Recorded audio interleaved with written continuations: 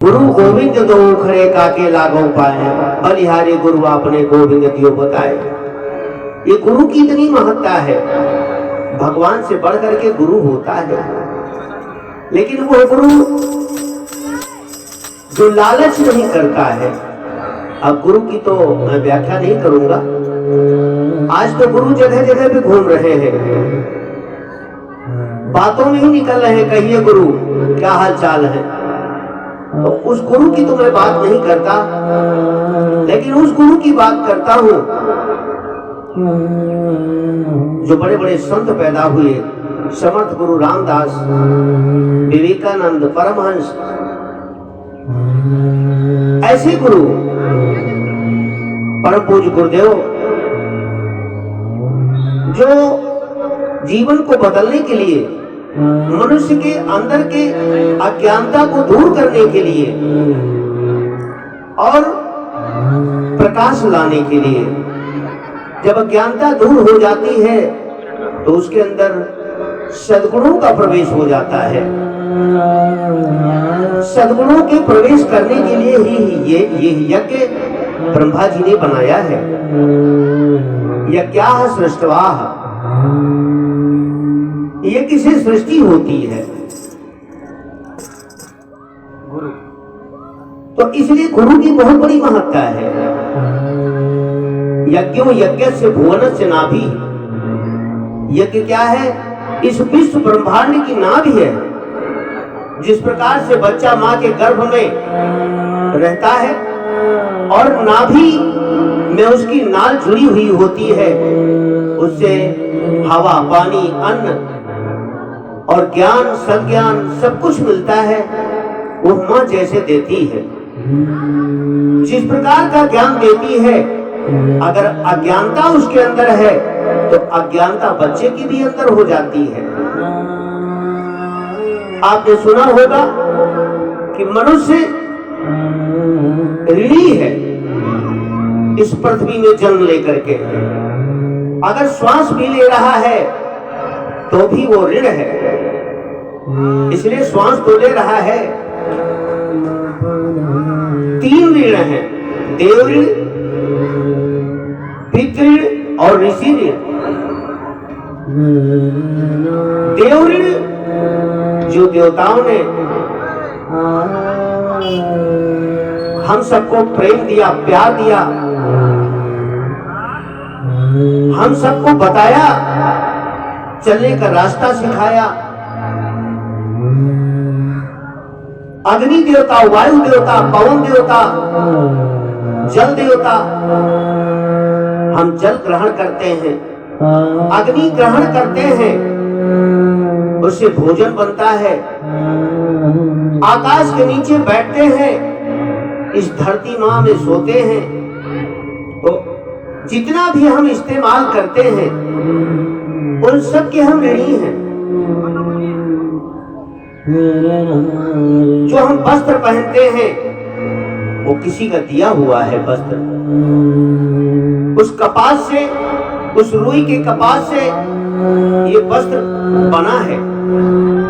तो हम ऋणी नहीं है, हम ऋणी भी हैं। आप देखते हैं कि नदी, वृक्ष, वनस्पति सब क्या करते हैं? ये सब देते हैं, देने का काम करते हैं। तो देवताओं का काम है देना। गाय है, दूध देती है, स्वयं पीती नहीं है।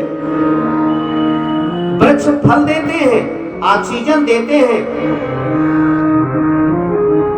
लेकिन मनुष्य को भी वही करना चाहिए, इसलिए कि हम उसके ऋणी हैं।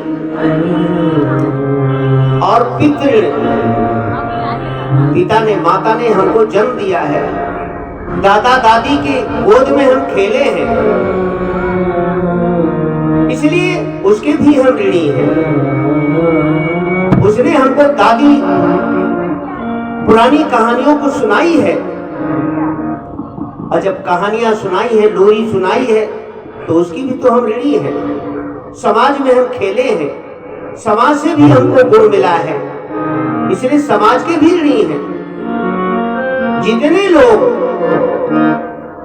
हमारे संपर्क में रहे हैं, बचपन से लेकर के अब तक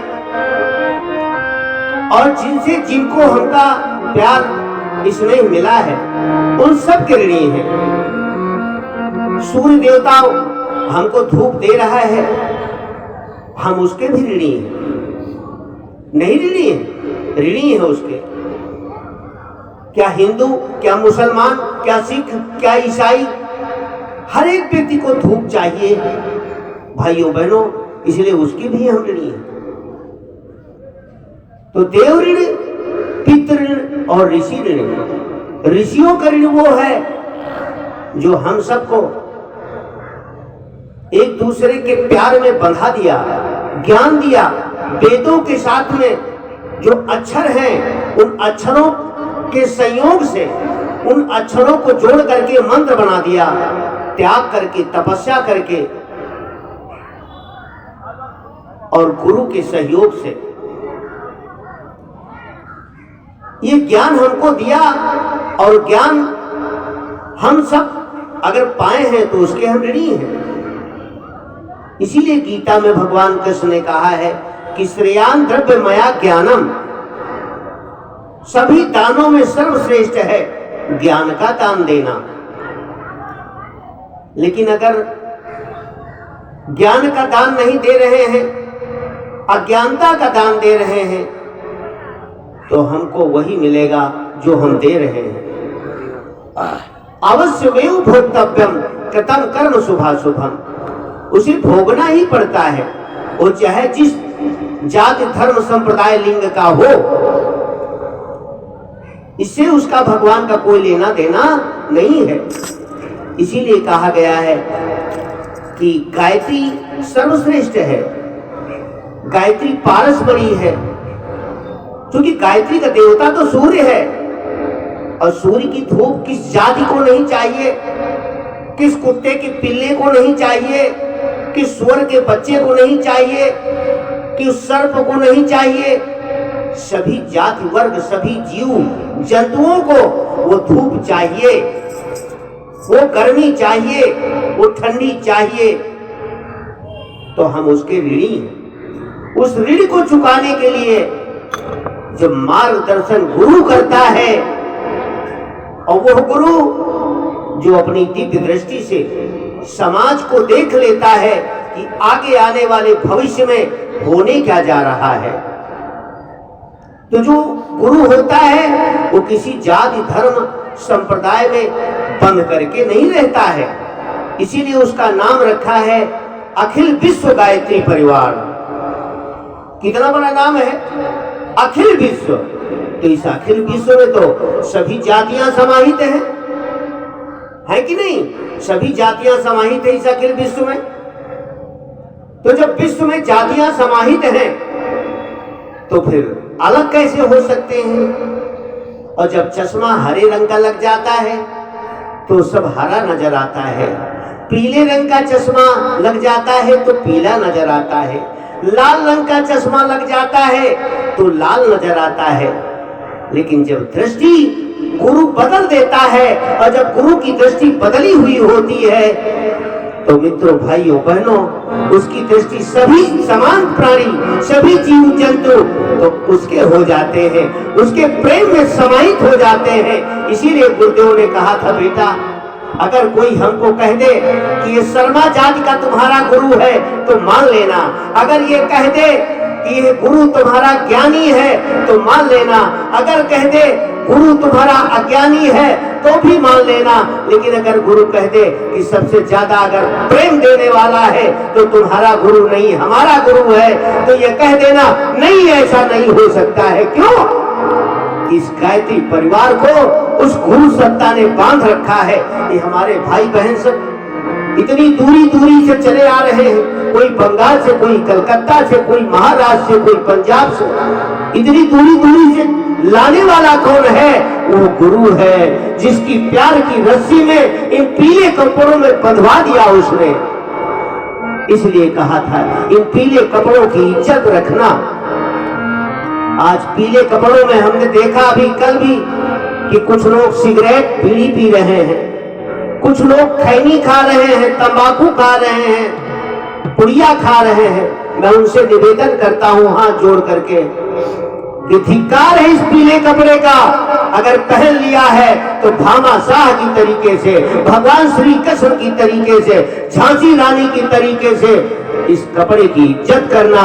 नहीं तो बहुत बाबा घूमते हैं, दारू गांजा वाले, चरस अफीम वाले लूटते हैं, लेकिन याद रखना जो लूट रहे हैं, हमारा शास्त्र कहता है अन्यायोपार्जनम द्रव्यम, जो अन्याय के साथ धन हासिल करता है, ग्रहण करता है, तो अन्यायोपार्जनम द्रव्यम और 10 वर्षाणि तिष्ठति, अर्थात वो जो अन्याय पूर्वक धन कमाता है वो 10 वर्ष तक ही रहेगा।